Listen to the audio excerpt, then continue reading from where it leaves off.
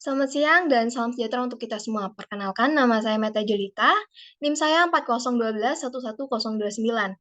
Baiklah, pada kesempatan kali ini saya akan membahas dan menjelaskan mengenai ringkasan dari video ini, yakni mengenai International Seabed Area. Dan di akhir video, saya juga akan menjelaskan dan menjawab beberapa pertanyaan yang telah diberikan. Nah, untuk langsung saja kita bahas.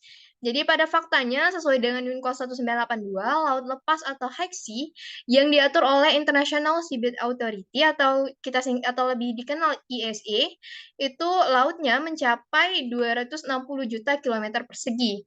Sedangkan untuk laut jurisdiksi nasional yang dimana laut yang kurang dari batas terluar zona ekonomi eksklusif itu mencapai 85 juta kilometer persegi.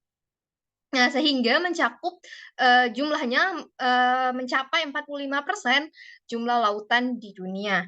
Nah, UNCLOS ketiga yang dilaksanakan pada 10 Desember 1982 di Montego Bay, Jamaika, itu menghasilkan perairan pedalaman, perairan kepulauan, laut wilayah, zona tambah, zona ekonomi eksklusif, landas kontinen, dan dasar laut dalam atau kawasan atau kita kenal juga deep seabed.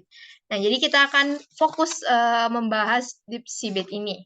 Jadi, ketentuan dalam UNCLOS pada pasal 7 mengenai laut bebas. Laut di luar jurisdiksi nasional adalah laut bebas atau kita kenal juga high sea. Nah, pemanfaatan laut bebas dilaksanakan berdasarkan prinsip laut, yakni adalah warisan seluruh umat manusia, atau juga kita kenal dengan istilah common common heritage of mankind. Jadi, dari aspek navigasi ataupun sumber daya alam yang dikandungnya,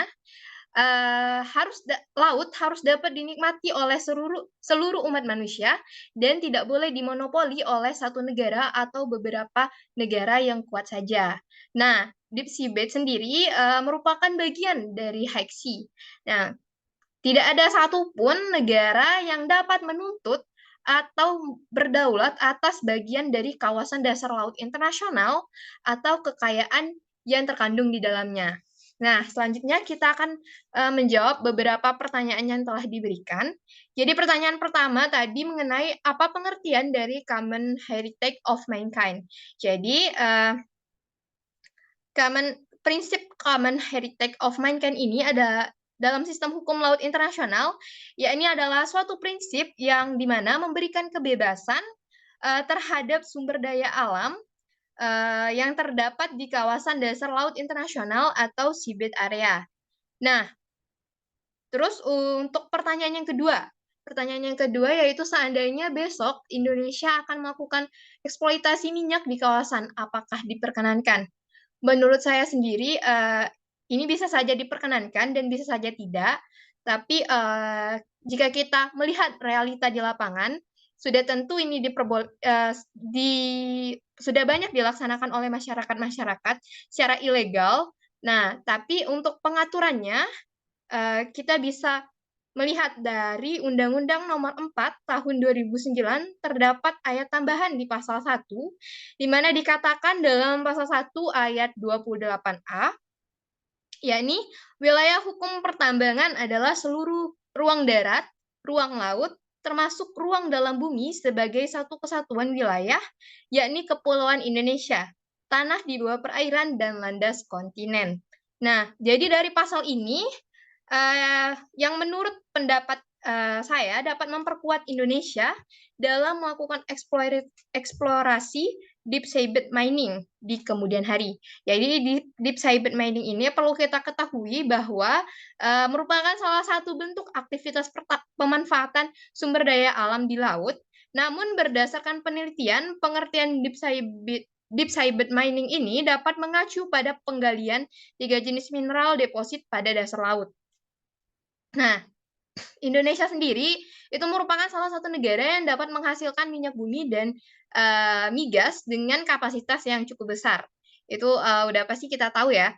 Nah, jadi untuk menunjang lalu lintas dan pengangkutan migas, beberapa perairan dan pelabuhan dijadikan sebagai terminal sebagai terminal bongkar muat minyak bumi dan gas. Karena itu, beberapa daerah yang terdapat terminal bongkar muat minyak dikategorikan oleh pemerintah sebagai kawasan tingkat pencemaran tinggi. Nah, itu seperti Jakarta, Jawa Barat, Jawa Tengah, Jawa Timur, Sumatera Utara, Sumatera Selatan, Kalimantan Timur, Lampung, dan Sulawesi Selatan. Nah, dijadikannya perairan sebagai sarana penunjang dalam rangkaian kegiatan usaha minyak dan gas bumi, ini dapat berpotensi loh ternyata menimbulkan pencemaran lingkungan hidup di kemudian hari. Nah, salah satunya ialah tumpahan minyak ke komponen lingkungan darat maupun perairan, seperti yang terjadi pada tumpahan minyak yang terjadi di perairan Langsah dan Aceh Timur. Tumpahan minyak ini selain mengakibatkan kerusakan laut juga berdampak pada nelayan setempat yang kehilangan area penangkapan ikan.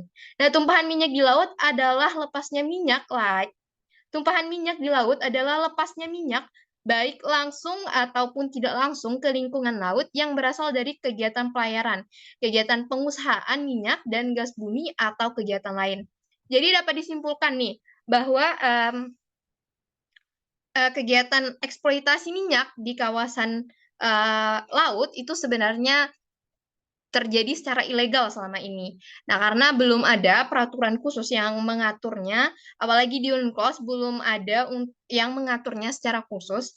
Jadi, jika dikatakan boleh atau tidak, itu sebenarnya tidak boleh. Kalau mendasarkan pada undang-undangnya, kita bisa.